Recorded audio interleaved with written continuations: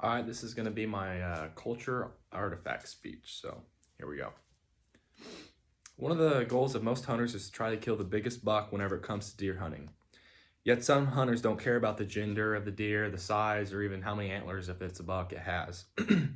Some hunters just want to, or they need meat for their families so that they can all eat. Around Southern Illinois, you can hunt anything from deer, turkeys, to ducks, dove, geese, and many more. Hunting is separated into different seasons, each dedicated to a different animal.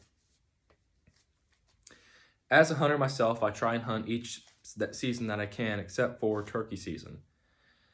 I never really got into turkey hunting. It was just never really my thing. Growing up, my dad and brother always taught me the skills I needed to hunt successfully and the proper and legal ways to do so. I would like to share with you all about hunting culture and how hunting has become an important part of my life. I'll begin sharing about hunting culture, what it means to me. I'll tell you about my first deer antler I ever found. And finally, I'll share with you about how hunting has impacted my life. When I say hunting culture, some of you may be confused on what I mean. I'm going to break hunting culture down into two ways. Hunting where you actually go and you kill, bag a deer, duck, animal, whatever. And then hunting where you're going in the woods, you're looking for something like a deer shed, maybe a mushroom morel, that sort of thing. To be a hunter doesn't mean you have to buy the nicest deer stand or the newest style of camo, that kind of stuff. To me, being a deer hunter means you actually enjoy the sport. You do the work with the plots and pursue the game. I was first introduced to deer hunting at a very young age, and since then fell in love with the sport. Even in the off seasons, I'm still putting in work, planting food plots and dried up duck holes, and even scouting for ducks and geese.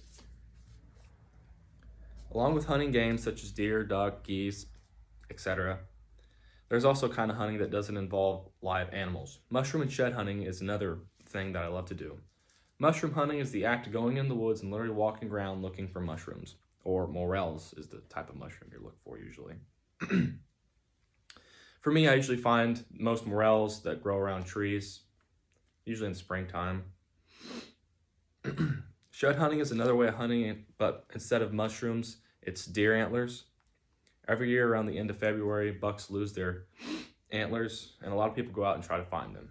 Personally, me and my buddies usually have a competition to see who can find the most, but I never end up winning ever. And now you learned a little bit about hunting culture. I'm going to talk a little bit about my artifact. The artifact that I chose to share was my first ever deer shed that I found. As most hunters love finding antlers, deer sheds have many purposes.